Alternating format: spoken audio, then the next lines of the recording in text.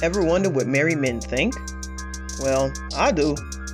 My name is Jory O'Neill, and I am on a quest to learn what makes men say, I still do, even when they feel like they don't. Join me as we embark on a journey of discovery and exploration into the mind of a godly man. Hear real stories of love, marriage, parenting, and everything in between. Each week, learn practical ways to keep your vows renewed well after the honeymoon. I still do. Do you?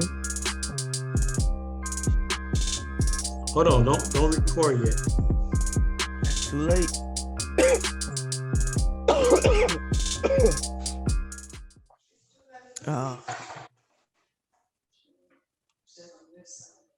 Life of a podcaster. Life of a podcaster. 'Cause even when you got the flu, you still got an interview.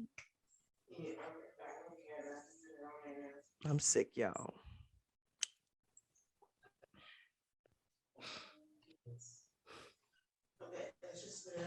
All right, say something. Something. No, I still hear all the background noises.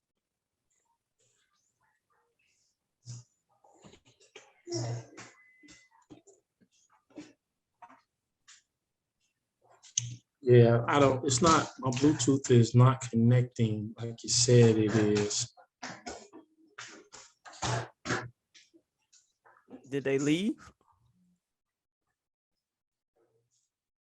No, they didn't leave. They just walked outside. Oh. I don't know what Donald is. You ever read this book?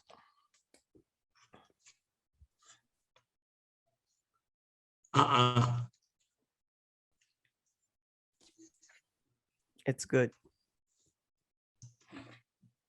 It's a good read. It's I don't know what's up because my Bluetooth it said it's connected, but I'm not hearing you through my Bluetooth. Let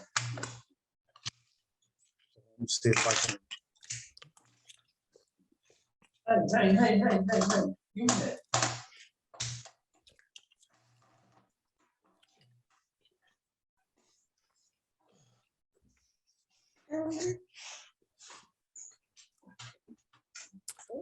Hello, my niece. How are you? All I see is a fro. Hi, big girl. How are you? You good? Yeah? Yeah, you're good. Oh, yeah, you're good. Hi. Hello. Yes, you have no dexterity in your wrist. Hi. Hi. Hi.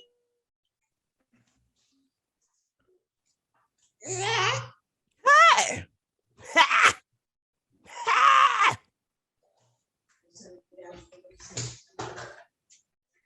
You took the chicken off? Huh? Are y'all grilling Is over that there? chicken done? Yum. Okay. Oh. You want to go ahead and get this thing cracking and he can jump on when he jump on? I say let's do it. All right. Sani ba. No one likes to get their boogers taken out their nose. No one likes to get the boogers out, I suppose. No one likes to get the fingers up the nostrils. No, sir, no, not me. I don't like it any way that I see. You put you down? Nah,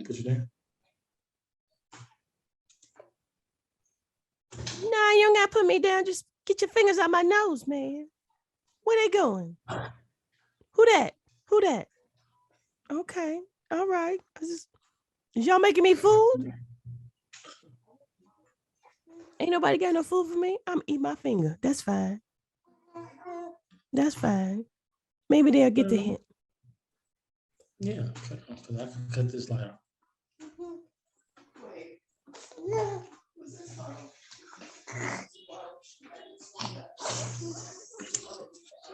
get it cracking, sis. Let's get it cracking. Sounds fantastic. You want to mute first, so I'll bring us in, and then you unmute when you answer the questions and all that good stuff. Yes, ma'am. Cool. Here we go. In 3, 2. Welcome back to the I Still Do podcast, the Godly Man's Perspective on Marriage. I am your host, Jory O'Neal, and with me is the amazing and talented Mr. Terrence Wilson. How you doing, brother? Oh man, I'm blessed, sis. I'm blessed. How you feeling? I got the flu. I'm blessed to be upright, but God bless prayers and drugs. Prayers and drugs together make the world go round. So yeah, prayers and drugs, drugs and prayers. I digress.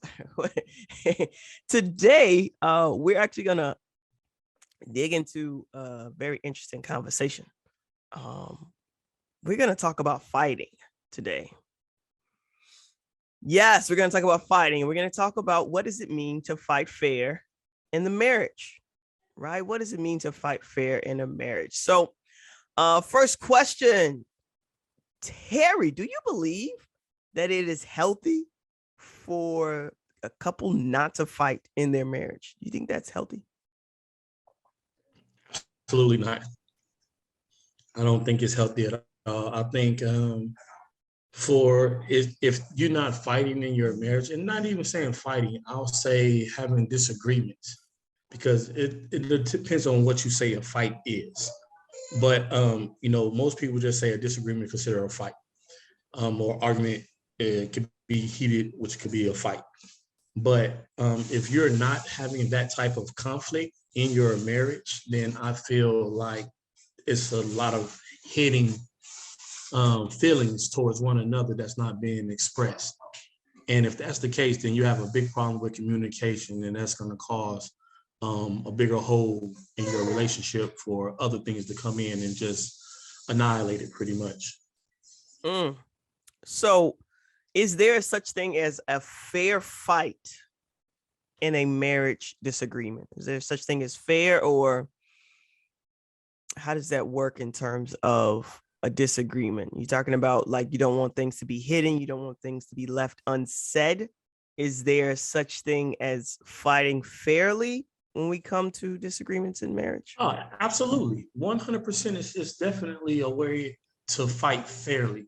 One thing you have to remember, and I think a lot of people allow their emotions to get involved in the fight or the disagreement, is that they throw low blows.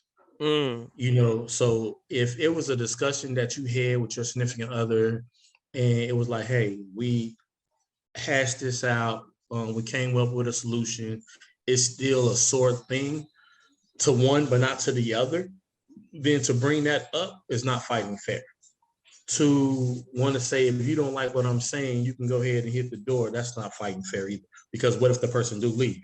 Now you sitting at the house looking stupid, or like, I ain't gonna let him come back in or let her come back in because you want to prove a point because she walked out or he walked out the door. So you have to be careful with what you say. You know how they used to tell us back when we was growing up, our tongue is the most powerful thing on our body. Like, we have to be careful what we say, because what we say we can bring into existence. So if you tell your spouse, oh, you don't like what I'm saying, then you can get out. If they walk out, then just know it's not just that statement that you said. It's a lot of other things that wasn't said from that person, which allowed them to walk out. So you just brought up an interesting point. You said a low blow. So just to clarify, most marriage books that I've read, they usually use the terms hitting below the belt, right? And that's similar. So can you, I guess, kind of explain in your own words what your understanding of hitting below the belt is? You gave some really poignant examples, but just like an overall definition of what does it mean to hit below the belt? Okay, let's say, like, some people have a strong relationship with their parents. And if you know certain things that the parent does that your significant other doesn't like, and it's a soreness to them, it's one of them thorns from that could be in there, and it's one of them thorns that is easily pushed in to where it hurts more than it is to allow it to be removed. So if it's one of those thorns, and then you turn around and you say, well, that's why your mom and daddy do this, and that hurts, then that will be considered hidden below the belt.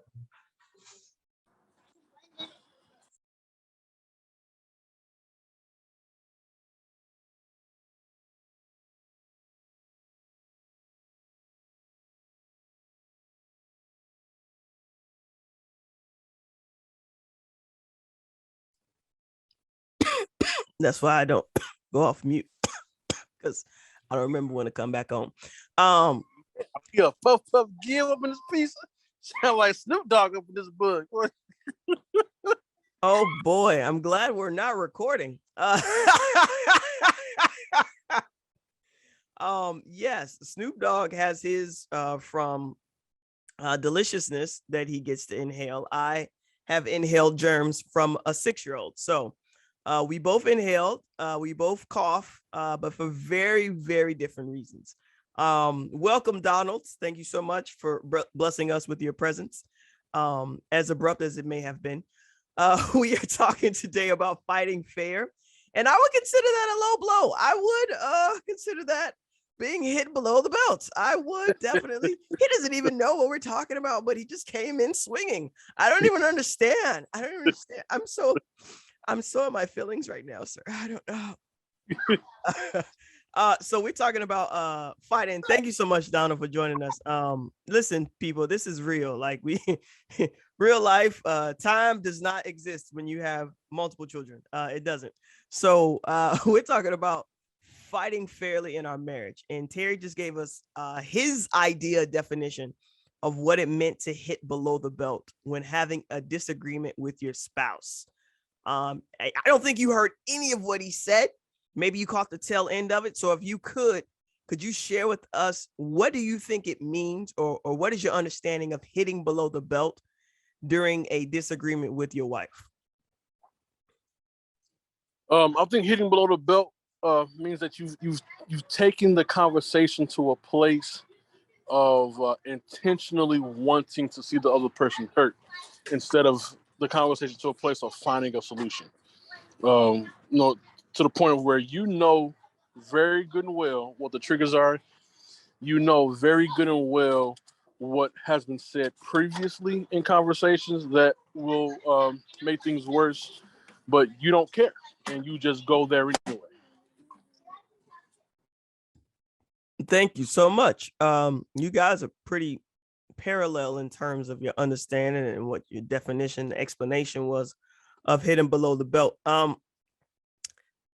I know this might be a crazy question, but has it ever been a time where either of you have hit or been hit below the belt? I know that's a crazy question. It's a crazy question.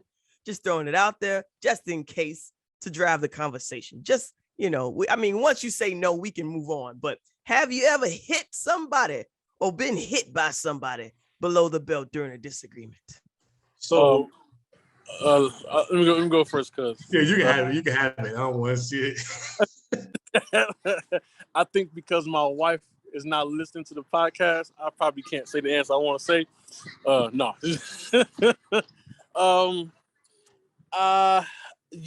Yeah, I can say yeah. I think there has been times where I do believe I hit below the belt. Not to be malicious, but I think it was just a lapse of judgment. And I also think that, my wife went below the belt because she was just fed up. So, it wasn't, it was definitely a moment of immaturity. Definitely a moment of immaturity, because it definitely happened within the first and fifth year of marriage. I don't believe we did anything like that after being married 5 years, but I know, like when we first got together, I know a few times I brought up the daddy issues. A few times I brought up the family issues. The crazy word was thrown around quite often. And things like that I knew would trigger her, with me thinking, oh, okay, I'm finna win this conversation. Just mic drop. But it did not work out the way I thought each time. So I had to learn. Yo, that's crazy because Terry just said before you jumped on the call, he just said when you bring up people's family, that's hitting below the belt. It's just a low blow. And then your example is like, was he talking about Donald? Terry, you. No, I wasn't. I was not. Okay. I was not. I can say since me and Chelsea been married, no, we have not hit each other below the belt. But that's also because prior to getting engaged, we had a conversation of fighting fair. Prior to the marriage, we also ironed out different things as far as what's low blow and what's not, in a sense. Not saying directly, but it's like, yo, don't bring this up, don't bring that up, type things. And so we already knew what was a trigger for each other that we kind of avoided touching that. But have I been hit below the belt? Absolutely. Before pre-Chelsea? Oh, yeah, definitely. I've been hit below the belt, around the belt, on top of the belt, right cross, left cross, uppercut, body blow, kick, drop kick, super kick, slam, body slam, DDT'd, Jake the Snake, I mean, all that. But at the same time, I dished it back. And like Donald said, it's from immaturity. When you allow your emotions to get the best of you, you say things that you want to say to hurt that person intentionally. And when you do that, just know that thorn is being dug deeper in, and it's nothing you're going to be able to do to take it out for quite some time. So I try not to get my emotions involved when we do have a disagreement. Sometimes I just shut up. And sometimes she's like, no, just tell me what it is. And I'm like, nah, I ain't saying nothing. You know what I mean? Because I don't know how to, at that point, I don't know how to say it in a way of it's not coming off abrupt or harsh or, anything of that nature. So I'll just keep it in. But eventually I do think we do come back to it and discuss it. When we both are, well, I ain't gonna say we both, because I have never really seen her pissed. Me, on the other hand, yeah, but her, I'm afraid. Like, I'm serious. Like, if you don't hear from me in like, what I'm saying, please, by all means, do a well check. We'll do, brother. We'll do. We're gonna pray. Prayers up. We don't get to that point. So Donald, before we actually jumped into this part of the conversation, we asked, what is it healthy, right, for a couple to not fight, to not disagree, to not have an argument? Is that normal? Is that natural? Is that a healthy type of situation? I'm sorry, my son is trying to complain about not being able to play. He has a full swing set in the backyard. So I really can't answer that question, because what my normal is not somebody else's normal. I can't say that there won't be any disagreements, but how people handle those disagreements is entirely up to them. So, I mean, if somebody somehow, some way found a way to work their relationship in a way that they are not going to argue or, yell and scream or whatever, but, kudos to them. That just didn't happen in my marriage. Many of us are not as blessed to experience that. This is a question. This is just I ran some of these questions by a couple of married women before coming here. This is the first time I've ever done this. I usually first time y'all hear the questions is the first time they ever have been thrown out there. But again, I'm prayers and drugs. I wasn't in my right mind, and I asked, when was there a time where someone was hit below the belt? And the response that I got was when her husband didn't want to pray with her. And I was like, huh? So I didn't understand it initially, but I kind of get it, because when I'm at a space where I'm like, yo, I need help or I need support, and I don't feel like it's reciprocated, it does feel like abandonment a little bit. So I'm just gonna throw this question out there just because I wanna see if there's ever been a time, and if so, like why? Right? Has there ever been a time where either one of you didn't support your spouse in wanting to pray or wanting to do something where she felt would get her at a neutral place emotionally?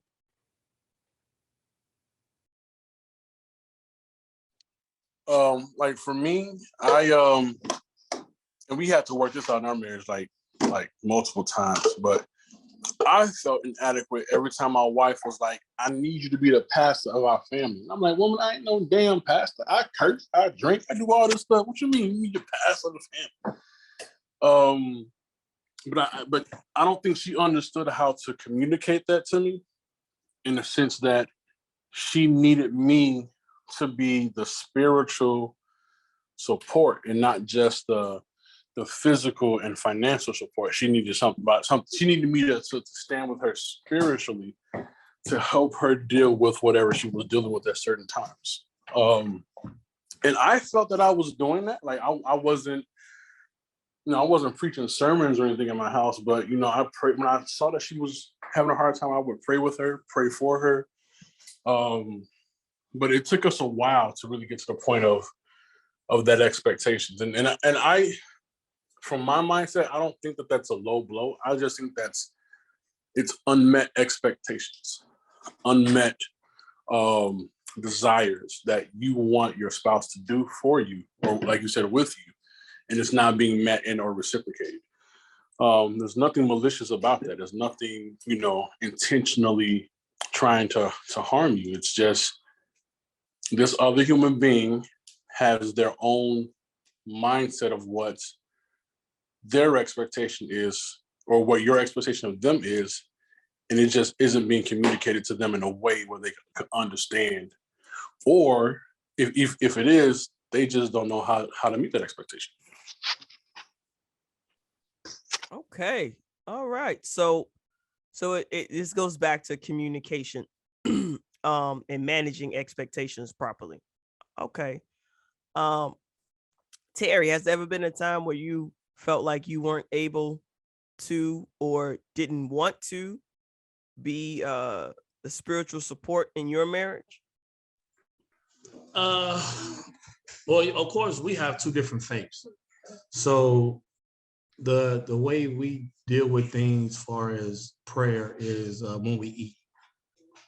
So we all take turns saying prayers for when we eat, like per day, whatever. So let's say if I say blessings today, then Chelsea might do it, another day, and then even Liberty will do it another day. So that's one thing. Now, it be times where I don't want to, like I'll be trying to eat, and I'm like, yo, I think I said it already, and then, but that's the only time I can actually say I'm not supportive, is like I'm hella hungry, and I think I said it yesterday, somebody else can say it today, or we all sitting there looking real stupid at each other trying to figure out who's gonna say it. But other than that, we definitely are, I'll say, understanding of each other's beliefs and the differences of the beliefs, and we're real supportive in that sense. I mean, like our marriage, we still finna do a Nakai for me. being Muslim. So we already did a non-traditional marriage for her. And now we're going to turn around and do an Akai for me.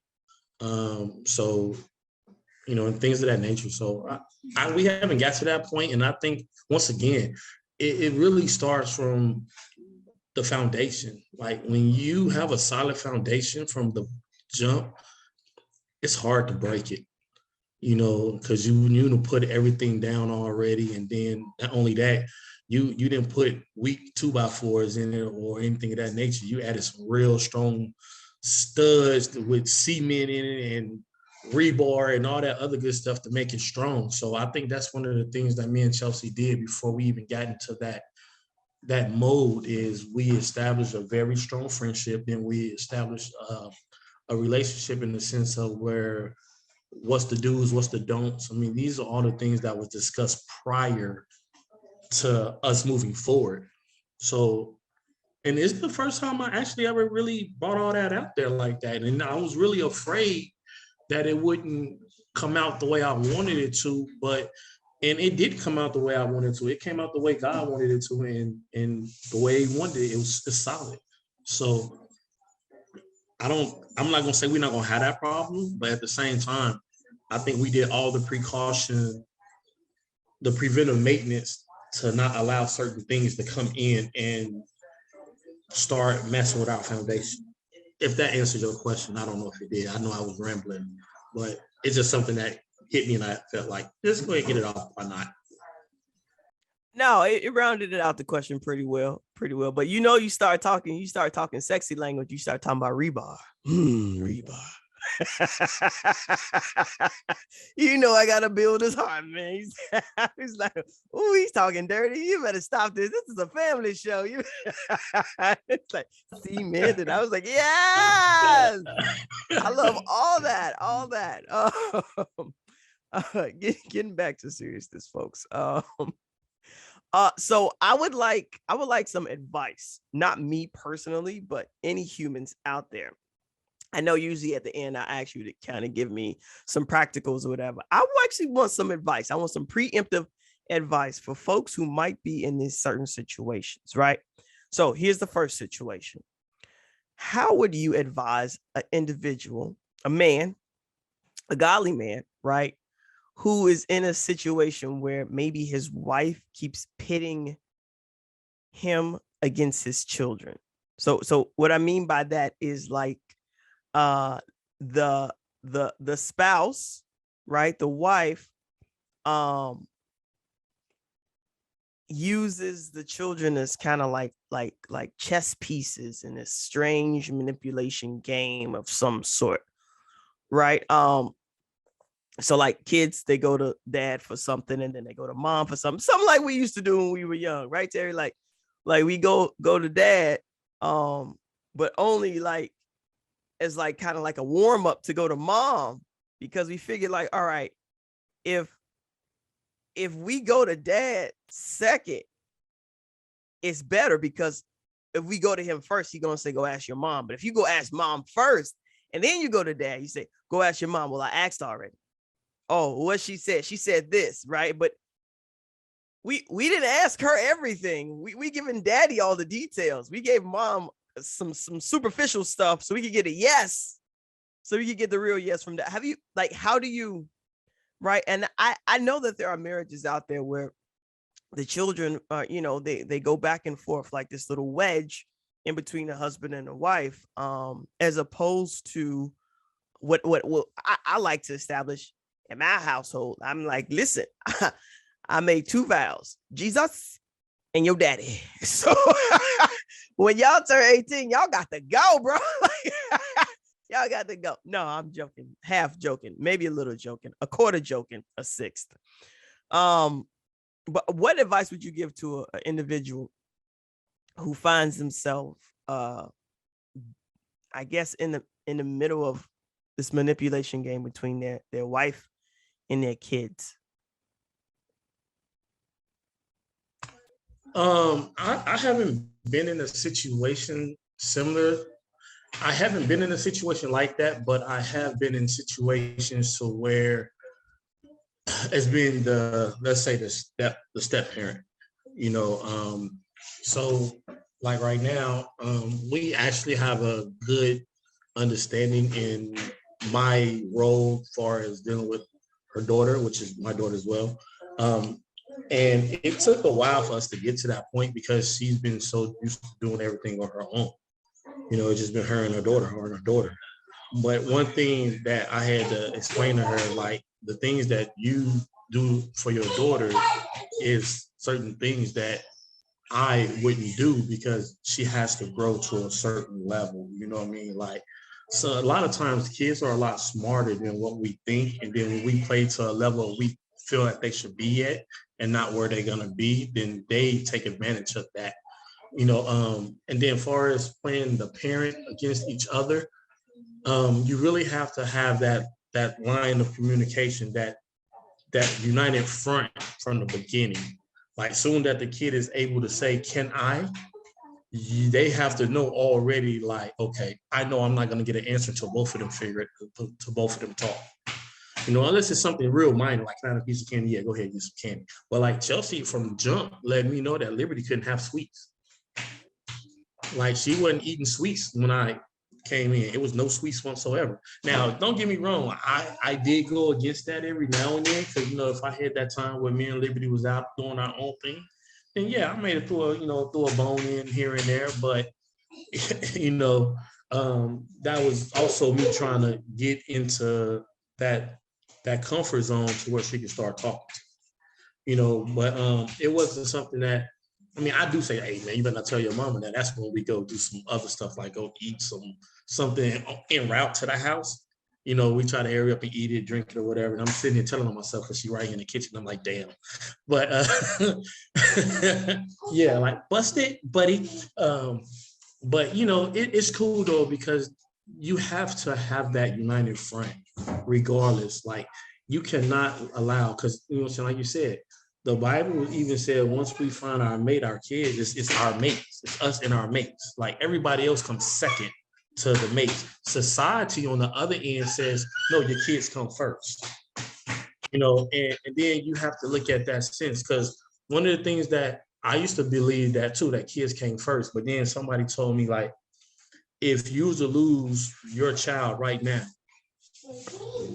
what will happen? Will your life end? Will you not create another kid? Because the Bible tells you to be fruitful and multiply. So it's saying like you can, no matter what happens with your children, it's still you and your wife, because you and your mate is the ones who has to bring the family together. So once I start looking at things differently, because I wasn't always this type of person. Of course, what I mean? But the growth that I had to take for myself to get to this level, I'm thankful for it, because now I'm able to have a solid relationship with my wife. We can talk about any and everything. Even if I'm uncomfortable about talking about it, I can still talk to her about it. Now, I don't always know the outcome, but I can bring it up. And I bring it up and I step back. So just in case I'm not within a lot of distance, because her legs is short. Yeah. So I ain't got to worry about her really kicking or nothing like that. So yeah. All right. So, Donald, I don't know if you caught the question or not, because I feel like I went around the mulberry bush a couple of times. What advice would you give to any individual who finds himself kind of pitted against his children when it comes to, again, we're still talking about fighting fair, right? Disagreements, misunderstandings. What do you do if your spouse puts the child in the middle? It's kind of like a wedge. It's interesting that you say that, because some people in their marriages, once they have children, forget that they're actually in a marriage. And they forget the purpose of their marriage. The purpose of that marriage is to be with each other. It's what comes with that marriage is, family raising, family building, all these other great, amazing things. But at the end of the day, when it's all said and done, the marriage is about you and that spouse. And a lot of times I hear people, and I've heard people who have had very, very rocky relationships. Like they they say like our marriage is me and my wife holding circles with, you know, our kids a part of that circle. And I'm like, well, that's cool and all, but at this point, you're supposed to be depending on just your spouse, not necessarily your children, because your children can't add value to their marriage. Your children can add value to the family aspect or to your future, your dreams, and your aspirations, but they can't really add to the marriage. If they're a part of it, they can definitely take away, because a lot of the energy, instead of being put into your spouse, is being put into your children unintentionally. So the idea is, for me, how I see it is, me and my wife, our union is us hugging one another, and our children are around us hugging us. So whatever we have that's more or that's in abundance due to us embracing each other overflows onto our children. And then once they're ready to step away, they can let us go, find their own spouse, and me and my wife are still connected. We don't have to reform a circle. We don't have to reform or re-engage in anything else. It's just our bond is there intentionally from the get-go. So my advice for that is, as a parent with children, you really do have to realize that your spouse is just as important, if not more important than your children, because you married your spouse till death do you part. Your children are going to leave you. They're supposed to. It's in their DNA. Just like you left your family, your children are going to leave you. And if you did your job right, they'll leave you for somebody else who you don't have to worry about. So all the decision making should be a team effort. Some type of communication between the two of you. It should not be just a one slanted type of thing. Like for us, my answers are always going to typically be no when my children ask me for something, because we provide them with everything that they need, and those wants 9 times out of 10 is just them being greedy.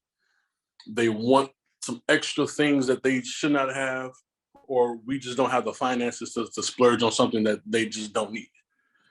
While when my wife wants to say yes, we have our own little verbal or non-verbal communication where I soften up and I either say yes or I allow her to say yes to the kids.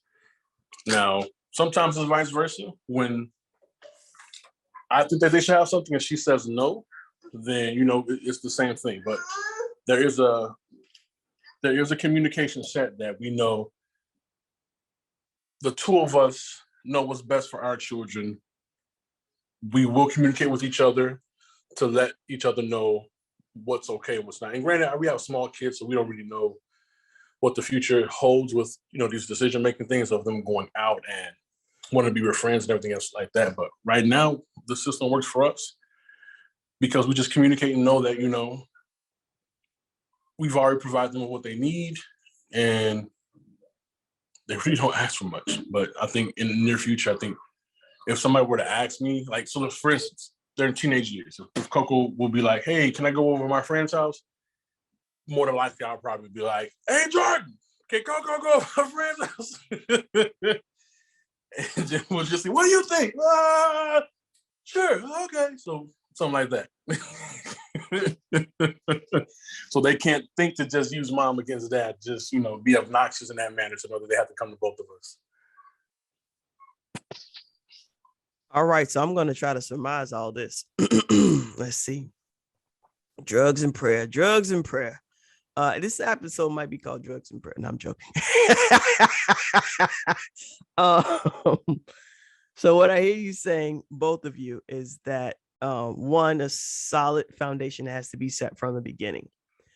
2, if at any point you are confused about the order of operations, then just go back to the Bible, because it clearly states the order: God first, then your spouse, and then if you're blessed with children, amen, they're later.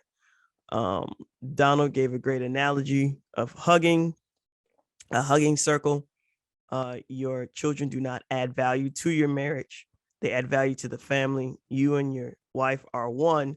So you hug each other, you hold each other tight, and establish a union, united front. And whatever blessings overflow from that union will then fall upon your children. And if you raise them right, they'll go out and they'll find people to create unions of their own with. And the last part of it was, when you're asked a question, instead of saying yes or no, check in with the other spouse first out loud so that the children see, understand, hear, feel, oh snap, we can't play them against each other. They actually communicate. Was that everything? I love it. I like it. You All like right. it, I love it. All right. My brain hurts now. So there's a lot of recapping. Thank you, gentlemen. I want to actually I think probably the next couple of episodes we do, I want to dive a little bit more into feelings, because I don't get to talk to men about their feelings very often. And I'm going to, because it's my podcast. I can do what I want. No, I'm joking. A little bit, but seriously, I would love to talk to you guys about feelings, and then the role that friendship plays in your marriage. I'm excited to talk about friendship, because I think that is the building block and the foundation for all relationships, marital and otherwise. So that should be a fun conversation. These are 2 points I just want to share as we close today. So you share with me different ways that maybe you two have been hit or have hit below the belt. These were the two actually that came up in conversations with godly women earlier today. One of them mentioned that it is a low blow when you compare your wife to your mama, your grandmama, your ex-girlfriend, or any other woman in your life that ain't her. Another way you can hit below the belt is pointing out flaws that you know she has trouble with, but she might not be in control of, such as maybe she's on this weight loss journey, or maybe she's struggling with infertility, right? So certain things of that nature. So I just wanted to throw that out there, food for thought for anyone listening, in case you are a man trying to figure out, have I hit my wife below the belt? Well, if you brought either of those subjects up, I'm going to say yes. Yes, you have. All right. Gentlemen, final thoughts concerning ways that we can make sure that after the disagreement, after the fights, that we're still so in love with our spouse. One takeaway for the people. So for me, Chelsea like ice cream and cheesecake. So I have to bring the ice cream, go get some cheesecake from Chili's, whatever it may be, just to warm up, soften up the mood. Because like I said, she really doesn't, I don't know, man. This one is different. Like, trying to pick her brain and see how she moves sometimes is quite scary. But at the same time, it's fun. Not scary in a bad way. It's just scary because I don't know what's going to happen. But I think I would say one of the things you can do to after the disagreement and the fight is to tell each other why you love them, because that reinsures the other person. Just like, yo, the reason why I love you is because of this, and this is the reason why we're together, to build and have a family, whatever it may be that the reason is. Or if you, which is something that I would like for us to get to a point to have family, what your family stands for. Like, what do you stand for? And then we have, let's say, 8 pillars or whatever. So after every fight, we go back to the 8 pillars and say it together. This is what we are. This is what we do. This is who we're going to be. This is our family. In that sense, I think that will work also, because it's reminding you of why you're in this this marriage. So going back and making sure that you've affirmed both the relationship as well as the family structure. Dope. Donald, any takeaways? How do we get back that love and feeling after we done had a dispute? I think one of the most cleverest ways to do that is to understand your spouse's love language and just do that times infinity. So, for example, when I hurt my wife or we get into an argument or whatever, and I know I'm at fault or whatever, or even if I'm not at fault, sometimes you need to have a session on that one when men take responsibilities for things that they ain't do. But anyway,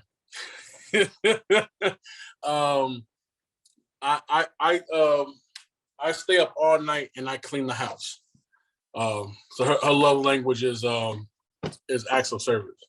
So sometimes I'm not sure if she gets into arguments just so I can clean the house, or she gets into arguments because she actually upset. My love language is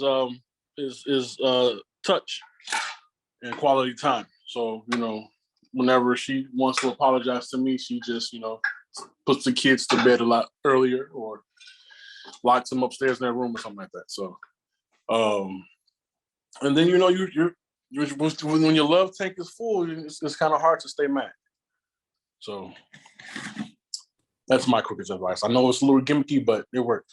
No, you said all these words that we're going to have to dive into next episodes. He's talking about love languages and tanks and whatnot.